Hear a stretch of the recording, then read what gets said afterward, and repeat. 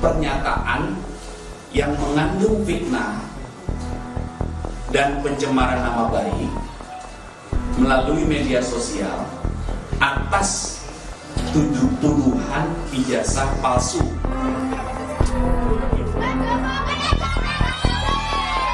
Saya masih ingat galak sekali, tapi sekarang saya melihat beliau sangat bijak sekali. Mengenai ijazah, saya sama sekali tidak bisa cerita, karena saya tidak membimbing, tidak mengetahui, tidak ada prosesnya. Pembimbingnya itu Profesor Sumitro.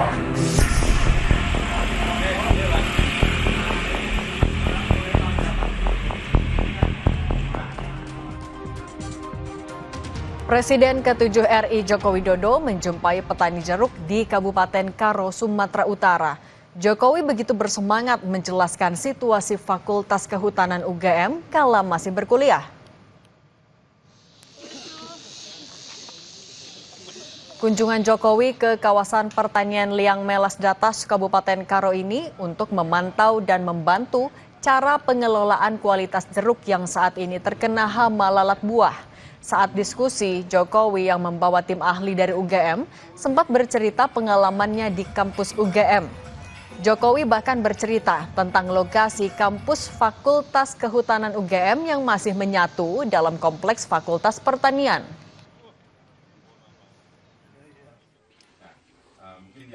Hanya beliau dulu saya sebetulnya sebelum tahun 80 kan satu kompleks yang namanya pertanian, kehutanan, teknologi pertanian itu satu kompleks, Pak Sepataya. Kemudian tahun 80-an dipisah, kehutanan sendiri, pertanian sendiri, teknologi pertanian sendiri, sendiri-sendiri. Namun di tengah kunjungannya bertemu para petani jeruk, Presiden ke-7 Joko Widodo enggan berkomentar soal pengembangan kasus tudingan ijazah palsu yang menyeret Roy Suryo CS. Jokowi memilih fokus membahas soal jeruk.